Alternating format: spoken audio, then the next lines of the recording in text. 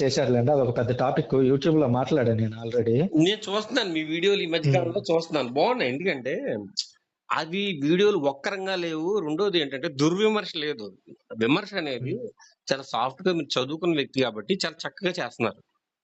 ఇప్పుడు ఇప్పుడు ఆయన పొట్ట అంటున్నాడు, పొట్టలో దేవుడు పొట్టలో పుట్టడం ఏంటి అంటావు? అంటే నాకు ఎక్కువ నవ్వు వస్తుంది మీకంటే. పొట్టని ముక్క పెట్టారు, పొట్ట ఏంటండి బాబు, గర్భం నుంచి రావడం అన్నం మానేసి. అదే ఇంకొక ఆయన వచ్చి ఏమంటాడు, అక్కడ ఉండే వాళ్ళందరూ మెట్ట ప్రాంత ప్రజలు, అందుకే వాళ్ళకి తెలియదు పొట్ట అంటే గుర్తుపడతారు అంటున్నారు. ఇప్పుడు ఆ చర్చికి వెళ్ళే 20 ఏళ్ళు దాటిన ప్రతి స్త్రీని తీసుకుందాం, అమ్మా నీకు పొట్టకి గర్భానికి తేడా తెలుసా అని అడిగితే ఎంత మెట్టోళ్ళైనా గాని గర్భం అంటే తెలియని మెట్టోళ్ళు ఉన్నారా? ఏమనాలంటే శాలిబ్రాజు గడ్డి పెడుతుందా, సృజన అని పెట్టాలి. కాదు, విషయం ఏంటంటే ఇప్పుడు అంత పరిశుద్ధాత్మ పూర్ణుడై, నేను ఇందాక అన్నాను కదా, సర్వసత్యంలో ఉన్నటువంటి వ్యక్తికి అన్ని వేల మంది అతని మీటింగ్స్ కి, లక్షల మంది మీటింగ్స్ వస్తున్నవాడు, అన్ని సంఘాలు ఉన్నవాడు, ఆ మాత్రం జ్ఞానం బైబిల్ జ్ఞానం పరిధి లేకపోతే ఎలా మిత్రమా? అంటే అలాంటి అవకాశం కల్పించకూడదు. మీరు మీరు మీరు వాడి ప్రతిదానికి నేను ఇప్పుడు ప్రశ్న అడిగాను, ఎంత చక్కని అంటే మనకు అర్థమయ్యే రీతిలో ఎప్పుడు కూడా మనం చెప్పగలిగేటువంటిది, మన జ్ఞాన పరిధిలో ఉన్నది మనం చక్కగా అర్థమయ్యే రీతిలో చెప్పాలి కానీ దాన్ని ఇంకా పెంచేయకూడదు. ఇప్పుడు శాస్త్రుడు పరిశీలి గురించి ఏం చెప్తాడు, మీరు ఏం చేస్తారంటే 2 ఊర్లు తిప్పి మొత్తం దోమను చుట్టి తిప్పి మొత్తం అంతా ప్రపంచం తిప్పి తీసుకొస్తారు, ఒకడు మన మతంలో చేరాలంటే అని అంటాడు. చూసారా, అలా ఉంది ఇప్పుడు పరిస్థితి క్రైస్తవ్యంలో. అవును, పైగా వీళ్ళు ఇప్పుడు కొత్తగా ప్రజల దగ్గరికి పోయి ఎంతమందిని కొత్తగా క్రైస్తవంలోకి తీసుకొస్తున్నారు, వాళ్ళ దగ్గర నుంచి వీళ్ళ దగ్గర నుంచి లాక్కున్న వాళ్ళే కదా. మిత్రమా, ఇది నాతోటి నేను అన్నాను, ప్రొటెస్టెంట్లకి రోమన్ క్యాథలిక్, అంటే రోమన్ క్యాథలిక్ మిత్రులు ఎక్కువ నాకు. ఓకే, యాజ్ యూజువల్ గా మాకు దగ్గర పల్లెటూరులో ఫాతిమా మేత దేవాలయం అని ఉంది. అయితే అక్కడికి వెళ్ళేటువంటి కొంతమంది మిత్రులు తెలుసు. ఆ మిత్రులు చాలా ఫ్రీగా ఉంటారు. ఫ్రీగా ఉన్నప్పుడు వాళ్ళు ఏం చేస్తారంటే హిందువులతో కూడా చాలా ఫ్రెండ్లీగా ఉంటారు. వారి ఫంక్షన్ పిలిచినప్పుడు వెళ్ళి సరదా కూర్చుని వస్తారు. అంటే పూర్తిగా అంటే వీళ్ళకిలాగా మడిగట్టు కూర్చోరు, చక్కగా వాళ్ళతో కలుస్తారు. మళ్ళీ వాళ్ళని ఏం చేస్తారంటే క్రిస్మస్ కు వీళ్ళ దగ్గరికి పిలుస్తారు, వాళ్ళు వీళ్ళందరి దగ్గరికి వస్తారు. ఇది చాలా చక్కగా జరుగుతున్నటువంటి కరెక్ట్ అయినటువంటి పద్ధతి. ఈ వీళ్ళు మొత్తం అక్కడికి వెళ్ళకూడదు, బెర్ర బీసి కూర్చోవాలి, మనం తెల్ల బట్టలు వేసుకుని తిరగాలి, ఆడవాళ్ళు ముక్కు చెవి తీసేయాలి, ఇదంతా ఒక కల్ట్ లాగా మారిపోతుంది. ఒక రకమైనటువంటి సిద్ధాంతం. మరి తెలిసి చేస్తున్నారు, తెలియ అనే అప్పుడు అల్టిమేట్ గా ఇప్పుడు ఈ పెంతుకోస్తు గ్రూప్ చెందిన మిత్రుడు ఏమన్నాడంటే అండి, నన్ను ఒక ప్రశ్న బాగా చాలా హార్డ్ గా మాట్లాడాడు. అంటే నేను ఉన్నాను, బైబిల్ చదివే వ్యక్తి, మనం చదువుకుంటూ పోవాలి. ఆయన ఏమన్నాడంటే, రోమన్ క్యాథలిక్స్ మీకు ఎక్కువగా కేరళలో రోమన్ క్యాథలిక్స్ చర్చికి వెళ్ళి వాళ్ళు అందరూ కూడా వైన్ తాగుతారు తెలుసా మీకు అన్నారు. దేని మిత్రమే ఎలా అన్నావు నువ్వు అని నేను మనసులో అనుకున్నాను. అసలు ఏంటి అని తెలుసుకుందామని మామూలుగా. ఇప్పుడు మందు తాగడం రైటా తప్ప అని అంటే బైబిల్ రెండింటినీ సమర్థించింది. ఉదాహరణకి యేసుక్రీస్తు చేసిన మొదటి అద్భుతం ఏంటిది? ఆయన ద్రాక్షరసం గల్లీలో వైన్ అండి తయారు చేయడం. ఆయన తయారు చేసింది వైన్. ఇంగ్లీష్ భాషలో దాన్ని వైన్ అని రాశారు. గ్రీక్ లోను హిబ్రూలోను రెండిట్లోనూ వైన్ అనే ఉంది. కాకపోతే మన తెలుగులో దాన్ని ద్రాక్షరసం అని అనువాదం చేసేటప్పుడు మద్యపానాన్ని ప్రోత్సహించకూడదు అనేటువంటి ఉద్దేశంతో వైన్ అని రాశారు. ఈవెన్ కీర్తనల్లో కూడా మనం చూస్తాము, దేవుడు నరులకి, ఇప్పుడు ఆ వర్స్ కూడా మీకు చెప్తాను ఆగండి. ఉంటది కీర్తనలు కదండి, ఆ చనిపోతున్న వాడికి మద్యం నీయుడి అనేటువంటిది ఉంటుంది, మనోవ్యాకులం గల వాడికి మద్యం. ఈవెన్ పౌలు కూడా తిమోతితో మాట్లాడుతూ, నీ ఆరోగ్యం బాగలేనప్పుడు కడుపు జబ్బు నిమిత్తం కొద్దిగా కొంచెం ద్రాక్షరసం తీసుకో అని రాస్తాడు, కానీ యాక్చువల్ గా అక్కడ ఉండేది వైన్ అండి.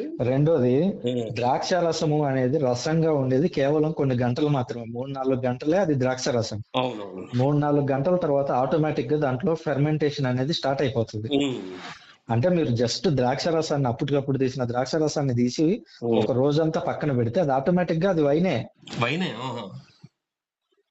సో ఇంకా మరి బైబిల్ యేసుక్రీస్తు వారిని కూడా అంటాడు అతను వచ్చి, బాబు నువ్వు నాకు మంచి ఇంగ్లీష్ లోనే ఉంటుంది, మంచి వైన్ తయారు చేసి పెట్టి ఇప్పుడు వరకు చెడుదో చాలా యేసుక్రీస్తు కూడా చెప్పారు. సో వైన్ తాగడము అనేది బైబిల్ వ్యతిరేకమేం కాదు, ఎందుకంటే అందరూ వైన్ తాగిన వాళ్ళే బైబిల్లో. పైగా హిబ్రూలో పండగల్లో ఇప్పుడు చూసాం కదా, పండగలో వైన్ లేకపోతే అదొక లోటు వాళ్ళకండి. అవునండి. సో వైన్ తాగడం అనేది తప్పు కాదు, కానీ త్రాగుబోతుదనము అని రాయబడింది. త్రాగుబోతుదనం ఉండకూడదు అంటే ఎక్కువ తాగి నీ బాడీ నీ కంట్రోల్లో లేకుండా చేసుకోవడం అనేది తప్పు. Okay okay okay. అంతే తప్ప వైన్ తాగడం తప్పని బైబిల్ ఎక్కడ లేదు.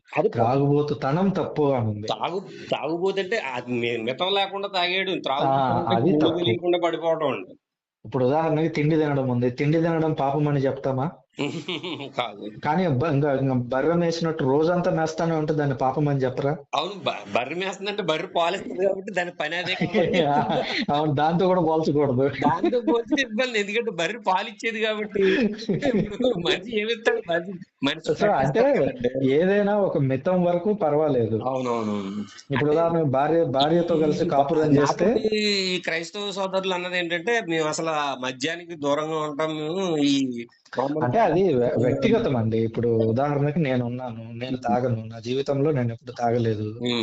అలాగని తాగే వాళ్ళు తప్పు అని నేను చెప్పను, కానీ వాళ్ళు ఏ స్థాయిలో తాగుతున్నారు? తాగిన వాడు సైలెంట్ వెళ్ళి పడుకుంటున్నాడా, ఇంట్లో గొడవలు పెట్టుకుంటున్నాడు?